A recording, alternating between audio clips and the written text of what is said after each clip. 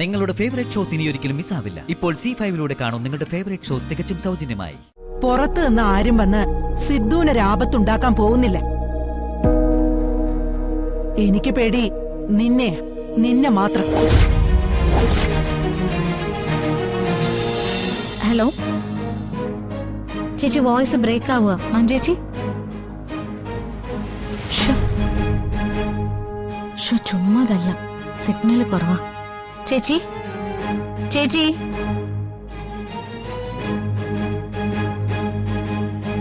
Hello മഞ്ജേച്ചി, ഇപ്പൊ കേൾക്കാമോ?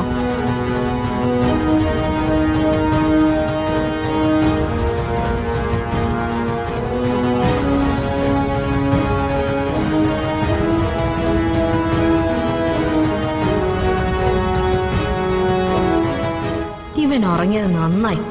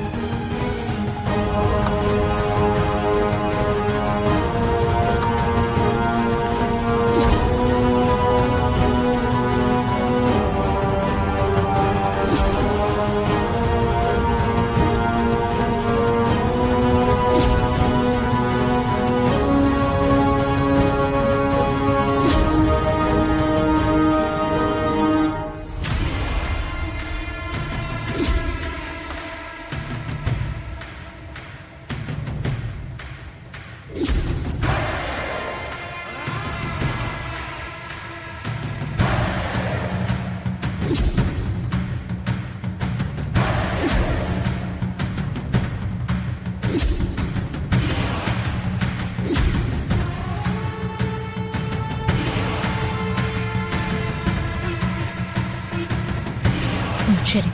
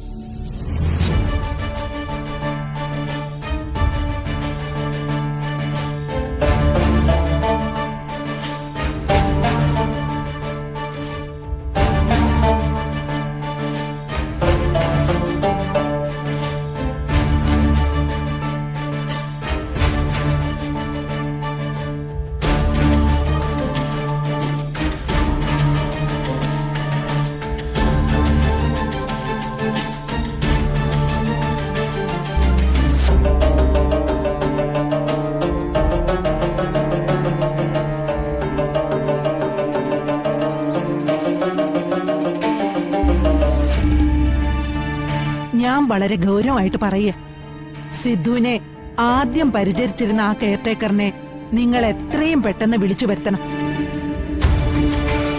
ഇന്നെങ്കിൽ ഇന്ന്.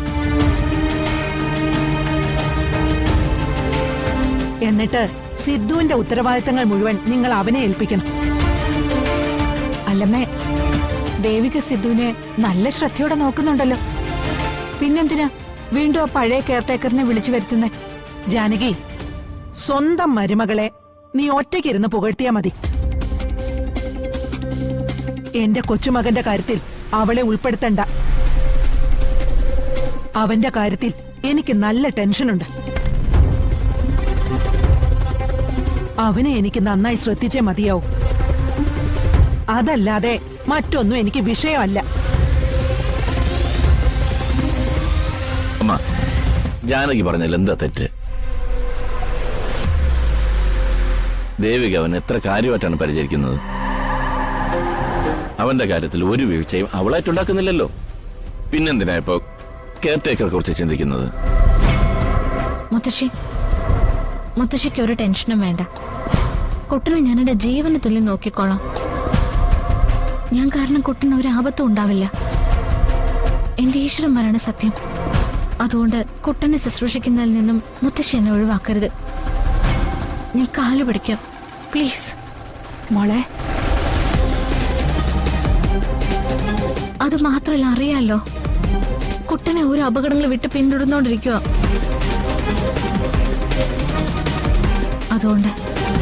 അതുകൊണ്ട് തന്നെ നമ്മളെല്ലാരും കുട്ടന്റെ കാര്യത്തില് വളരെയധികം ശ്രദ്ധ പുലർത്തണം. ഞാൻ പറയുന്ന മുത്തശ്ശി ഒന്ന് ഉൾക്കൊള്ളണം. ഈ ഒരു സിറ്റുവേഷനിൽ പുറത്തുനിന്ന് ഒരാളെ ഈ വീടിനുള്ളിൽ കയറ്റുന്നത് വളരെയധികം സൂക്ഷിച്ചു വേണം.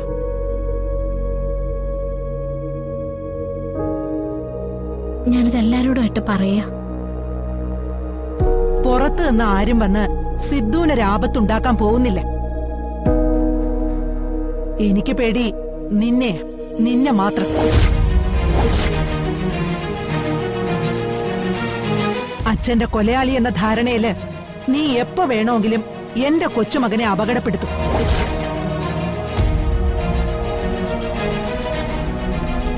ആ പേടി എനിക്ക് നന്നായിട്ട് തന്നെയുണ്ട്. അതുകൊണ്ട് പുറമേ നിന്നുള്ള ഒരാളിൽ നിന്നല്ല സിദ്ധുവിനെ രക്ഷിക്കേണ്ടത്, നിന്നിൽ നിന്ന് അവനെ സംരക്ഷിക്കേണ്ടത്.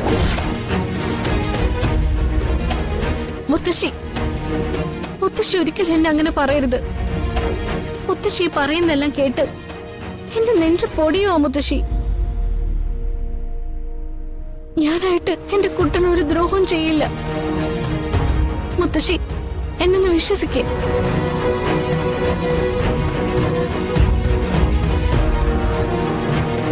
ഈ വീട്ടിൽ സിദ്ധുവിനെ അത്ര കരുതലോട് പരിപാലിക്കാൻ ആർക്കെങ്കിലും സാധിക്കുമെങ്കിൽ അത് ദേവികയ്ക്ക് മാത്രമാണ്. അതുകൊണ്ട് ദേവികയെ ആ ചുമതലയിൽ നിന്ന് മാറ്റുന്ന പ്രശ്നമില്ല. അതിനുവേണ്ടി അമ്മ വെറുതെ സംസാരിക്കണമെന്നില്ല. ഓ, അപ്പൊ അതാണ് നിങ്ങളുടെ തീരുമാനം? അതെ, മഹിയേട്ടൻ പറഞ്ഞത് തന്നെയാ തീരുമാനം. അമ്മ ഞങ്ങളോട് ക്ഷമിക്കണം. അമ്മയ്ക്ക് ഞങ്ങൾ പറയുന്നതിൽ വിഷമം തോന്നരുത്. ദേവികയെ നിങ്ങളെ കണ്ണും പൊട്ടി വിശ്വസിക്ക. ഇതെവിടെ എത്തിച്ചേരുമെന്ന് നമുക്ക് കാണാം.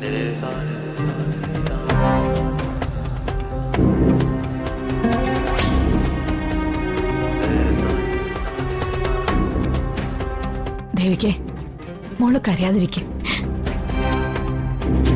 അമ്മ പറഞ്ഞൊന്ന് മോള് കാര്യാക്കണ്ട.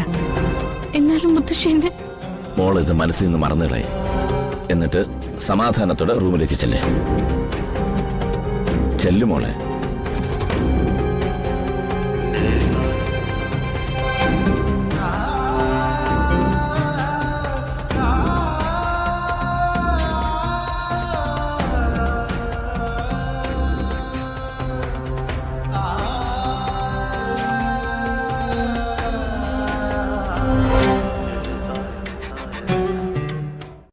ഡൗൺലോഡ് ചെയ്യൂ C5 ആപ്പ്. കാണൂ എല്ലാ എപ്പിസോഡുകളും സൗജന്യമായി.